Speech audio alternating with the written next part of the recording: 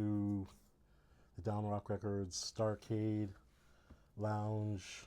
This is the Toronto Comic Con edition this past weekend in Toronto from Thursday to Sunday, which would be it's the 13th to the 16th. Was Comic Con in Toronto, and usually, I think this is only the third one, and usually they're pretty quiet from what I was told. This is like the first time, like last year was the first time I heard about it, and this was like, back in December, November. So I like figured I'd have to go this year for sure.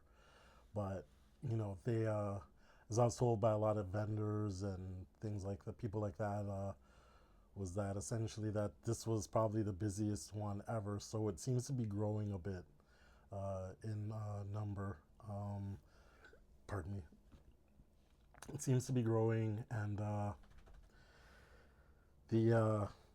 it's getting bigger every year, and the it's kind of like a mini fan expo, because if you've been to Toronto Fan Expo, you already know what that seems like. So just imagine. But it was a great show. Like I said, I picked up a lot, and that's what I'm going to get into. That's what I'm going to get into in this video, is the haul for that show, and eventually all of the stuff, books and stuff books that I picked up will be reviewed somewhere down the line.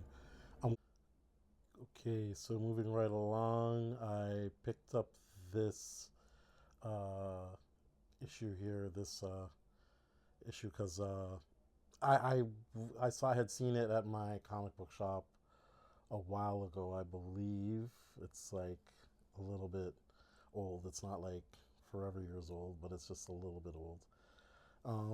Anyway, I met the cover artist of this issue right here, and I cannot remember the young lady's name, but she's like young as hell. So it's like I had to like double check to see if she was actually the artist, because she's like 16, 15 looking and sounding. So I was like, they gave this little kid this job, but she's a grown ass woman. But so I was stunned. I was taken back, and her art is like amazing, because she had other artwork there. So I was like, I never asked the lady her age, right?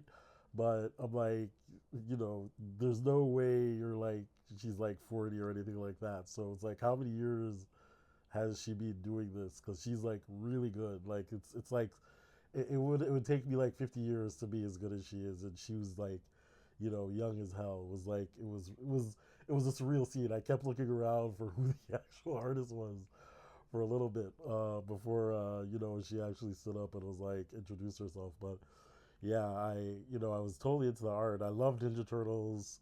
Always have since I was a kid. I haven't necessarily been the biggest fan of the comic books. I think the only comic book I read was the crossover edition with Batman, but I have since picked up a lot of other Ninja Turtle crossovers. So I will be getting into reviews of those. But I just wanted to get a copy of this directly from the cover artist. So that was the reason that this purchase went down. Okay, so this one here is from a local artist, and I just loved the cover. The whole collection was there to get, but this is like a special.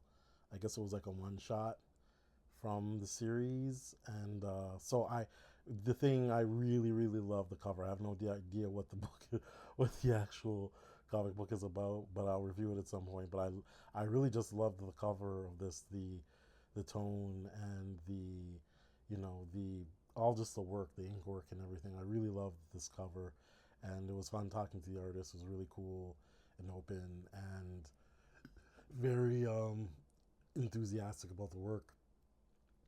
So it support local, and it's more than support, right? I don't like to use the term supporting artists as if like, they're on some sort of social assistance or something like that. Just buy the artwork because you're into it and you're digging it and it's good, right? If you like the work that someone is producing, buy it. You know what I mean? Because you just never know. And at the same time, I know it's not easy for everyone to be buying stuff nowadays, and it's not necessarily going to get any easier. But I think especially 2025 should be the year people start picking up art in physical form, whatever it may be, books, comic books, music, whatever. If you can find it in physical form, then buy it. And it's more than supporting the artist. It's about, just building, the artist's, work, building their rep and all that. It's not just about putting money in their pocket. It's truly about making a business transaction, making that artist a business person, being able to, fund more work, not necessarily to put food in their bellies, even though that is part of it. It's also about just,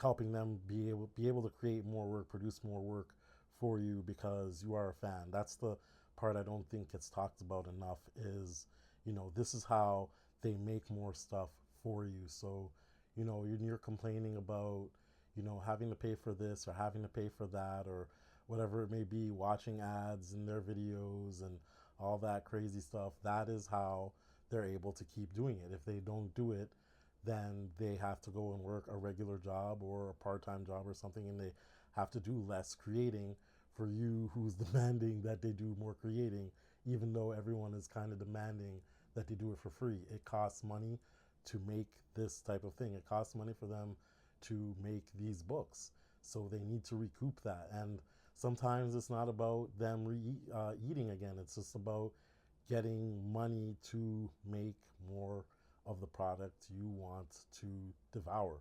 So, so more than support, be a part of the ecosystem, buy the artwork, and reciprocation is them creating more for you to consume. Look at it that way.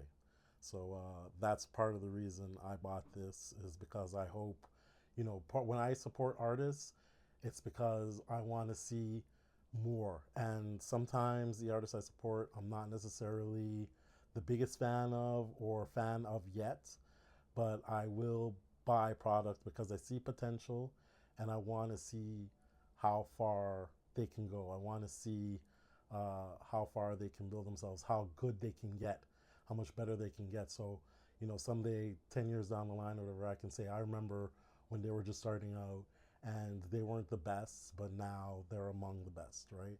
That was it. That's part of the reason you do this. Never forget that. So this book here, also by local artists who drew and did the artwork and did the writing.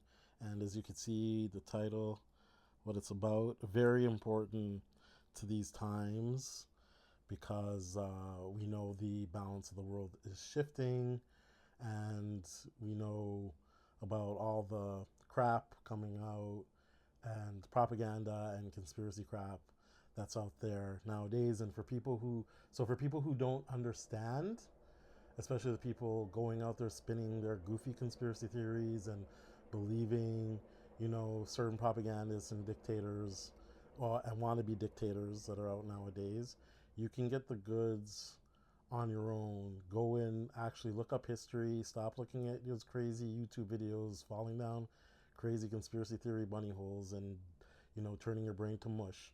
Go and actually get like actual factual information. And this book is supposedly a good source of information about and I shouldn't say supposedly, it is, I'm just saying supposedly because it's a fictional story based on, actual events.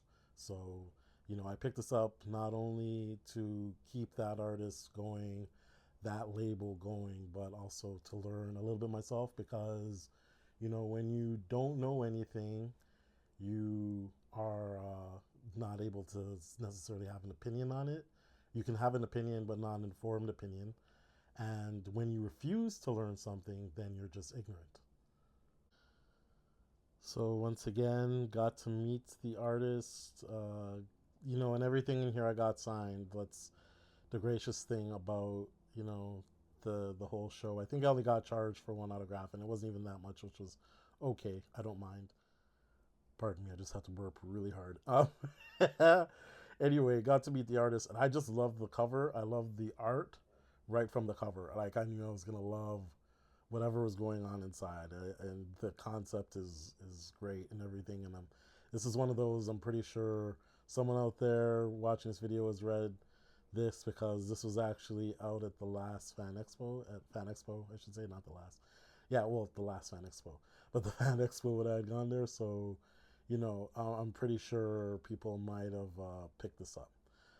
But I love the art. The cover just drew me in right away. I love colors. I'm a real glutton for colors and vibrant things. So, if your cover, it could be the worst book in the world, but if the cover is colorful and bright, I'm most likely going to pick it up. Got to meet the creator of this crazy book. She told me the concept about it. I was like, I was in. She's also local, not necessarily my city, but from around the southern Ontario region. And, I'm looking forward to this read. This is definitely going to be reviewed. And I think this is one of the many books or one of the many things I picked up that I think is going to lead to the new website. Anyway, that's something for a whole other, that's for a whole other day. But this is the concept of this book, as she explained it to me, was really cool.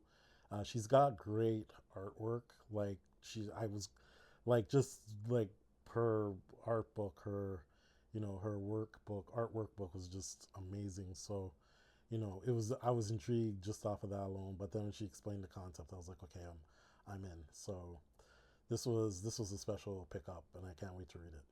So this is actually the creative's older book, but the cover drew me in, and then when they gave me the concept, basically how it's like X Files meets 21 Jump Street, I was like, okay, I'm in. So yeah, it wasn't hard. Just the title, everything.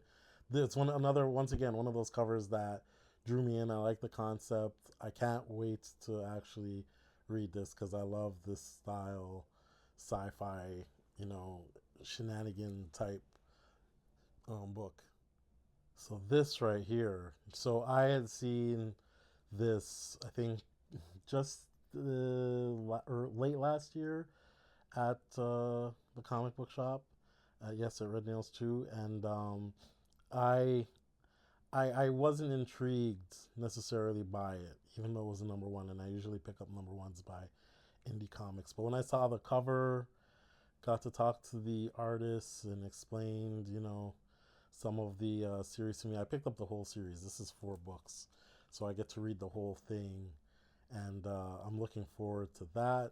It's like I said, it's one of those things. It's the cover that drew me in, and then I got to learn more about it, and so I'm there. I don't know exactly what's about, but it looks like it's gonna be cool as hell. So, I'm very easy like that. I'm a comic book cover slut. Like you don't have to have much substance. You just have to be good looking from the outside. So, uh, this book right here was interesting. The concept of it was interesting. The ex-wives of Frankenstein. Um, I loved the art.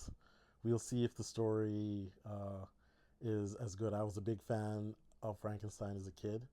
I was a fan of like monsters as a kid, like the whole Godzilla and Ghidorah, and then like the Frankenstein, the werewolf, Dracula. I was a kid. I was eating all that up, and eventually that genre died off, and I never necessarily got back into it, even though I remained a fan of these characters. So I'm looking forward to reading the wonderful take on the spin of the story of Frankenstein.